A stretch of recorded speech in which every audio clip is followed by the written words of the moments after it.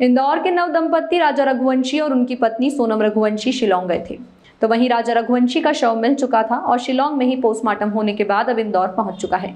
यहां पर परिवार ने गमगीन रूप से उन्हें अंतिम विदाई दी, तो वहीं बहू लापता है। परिवार ने सीबीआई जांच की मांग की है और घर पर पोस्टर लगाते हुए ही राजा रघुवंशी को अंतिम विदाई दी है। इंदौर में ट्रांसपोर्ट कारोबारी राजा रघुवंशी का शव उनके घर पर पहुंचा, जहां से वह 11 मई को दुल्हा बनकर निकले थे और उसके बाद हनीमून के लिए अपनी पत्नी के साथ असम गए हुए थे। वहां से उनका शव आज लौट आया है। परिजनों ने सीबीआई जांच की मांग की है और घर के बाहर पोस्टर भी लगाया है।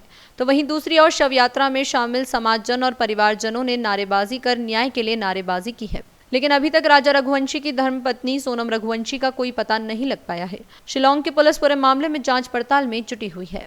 जो मेरी मांग में भाई का मुंह से निकला होगा, शायद से या सपने में आया होगा, उसने बोला कि भैया मैं मरा नहीं, मुझे मारा गया। जिस तरह से पोस्टर आपने देखा ऊपर लगा हुआ है, तो मैं भाई की एक ही मांग है कि भैया मैं मरा नहीं, मुझे मारा गया, मैं घूमने आया था, तो मेरी सीबीआई जांच बिठाई जाए, जब तक मेरे आपको शांति मिलेगी।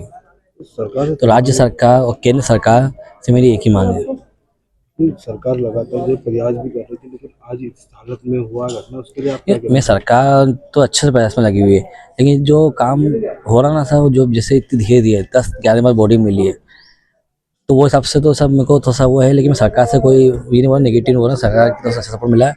अब मेरे को बस सीबीआई की मांग मिल गई, तो मेरे भाई के साथ जो गलत हुआ वो अच्छा हो जाएगा, उसके आपको शांति मिल जाएगी। शिलांग के पुलिस अधीक्षक महोदय से लगातार मेरा संपर्क है और आज सुबह भी उन्होंने ये बताया है कि इसमें प्रकरण जो एक अभी डेड बॉडी मिली है राजा रघुवंशी की, तो उनके उस प्रकरण में प्रथम दृष्टया हत्या के सबूत मिले हैं, जिस पर से प्रकरण में मर्डर का अपराध पंजीबद्ध किया गया है। वहाँ SIT टीम गठित हुई है जो इस पूरे प्रकरण की जांच कर रही है और अभी फीमेल का कहीं कोई पता नहीं चला है, कोई क्लू नहीं मिला है, तो उसकी खोजबीन के लिए भी उन्होंने 3 टीमें लगा रखी हैं और NDRF की टीम भी लगी हुई है और उनकी टीमें लगातार काम कर रही हैं।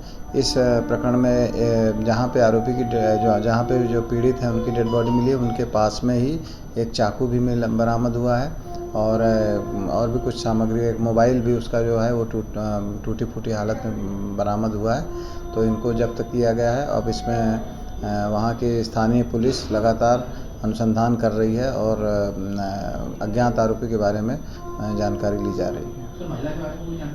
महिला के बारे में अभी उन्होंने कोई जानकारी नहीं दी। सर्चिंग ऑपरेशन उनका जरूर चालू है। इसको पुलिस अधीक्षक इस पूरे मामले पे सर्चिंग ऑपरेशन की मॉनिटरिंग कर रहे हैं और वो 3 पार्टियां लगी हुई हैं। अभी तक इस संबंध में कोई जानकारी नहीं मिली। परिजन से बात हुई है। परिजन संभवतः डेड बॉडी लेकर के आज ही वो पहुंच जाएंगे इंदौर में। वो प्लेन से शायद रवाना भी हुए हैं और जैसे मेरी चर्चा हुई थी तो आज ही से वो डेड बॉडी संभवतः 3-4 बजे तक वो इंदौर आ जाएगी।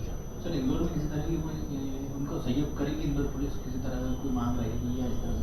नहीं, वो खुद भी अपने इस पूरे मामले में खुद अनुसंधान कर रहे हैं और इंदौर पुलिस जब भी जानकारी मांगती है तो वो पूरी तरह से उनका रवैया सहयोगात्मक है।